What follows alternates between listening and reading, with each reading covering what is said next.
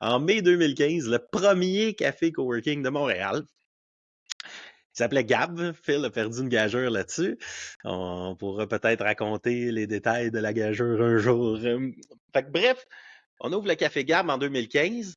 Puis, c'était vraiment cool. C'était beau. C'était une erreur. Pas tant que ça, tu sais, dans le sens que côté communauté, puis côté pour nous d'avoir une place pour travailler, c'était le rêve.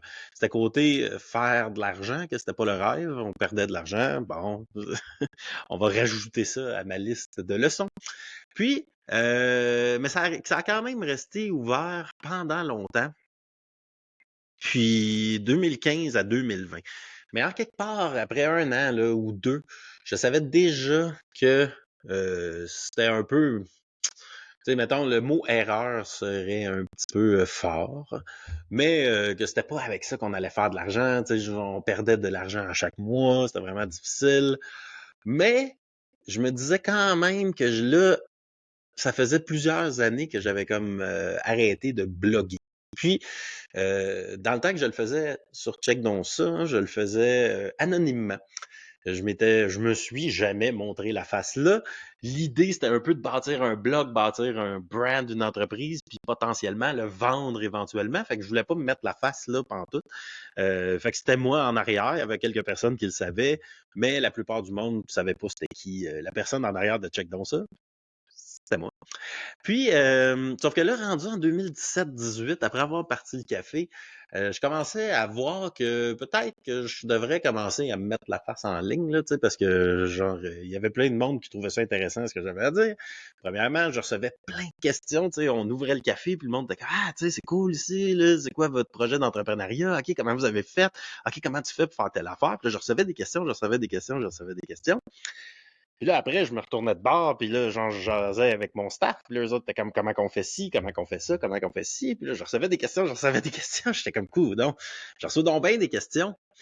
Peut-être que ça serait une bonne idée d'éventuellement répondre à ces questions-là après avoir pesé sur record de la caméra, pardon, et arrêter de le dire de manière privée et devoir me répéter à tout bout de champ.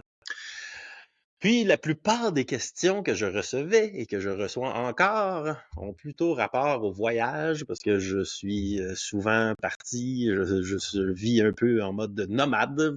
Je suis à Chiang Mai en Thaïlande en ce moment. Donc la plupart des questions étaient par rapport au voyage et les autres sont rapport à l'entrepreneuriat.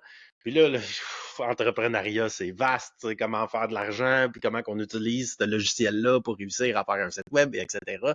Ça l'englobe beaucoup, tu sais.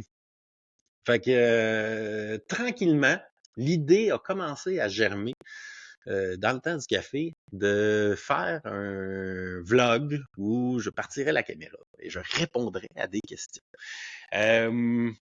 Tranquillement, l'idée a germé. Bon, là, après, j'étais quand même, tu sais, j'avais ma petite auberge de jeunesse que j'ai partie un an plus tard. Puis là, après, le café, les deux opéraient dans deux lieux différents. Puis là, je me suis dit, hey, on va les mettre les deux ensemble, qui va faire quelque chose qui ressemble plus à ce que j'imaginais, un genre de coworking café, auberge de jeunesse. Fait que là, on se met en fin 2019, je vends le condo commercial là où il y avait le café, je vends le building là où il y avait l'auberge de jeunesse, je loue un nouveau local commercial, j'investis tout l'argent à peu près que j'ai fait à ce point-là dans le nouveau local pour faire une auberge de jeunesse coworking, puis là, genre, là on va l'avoir.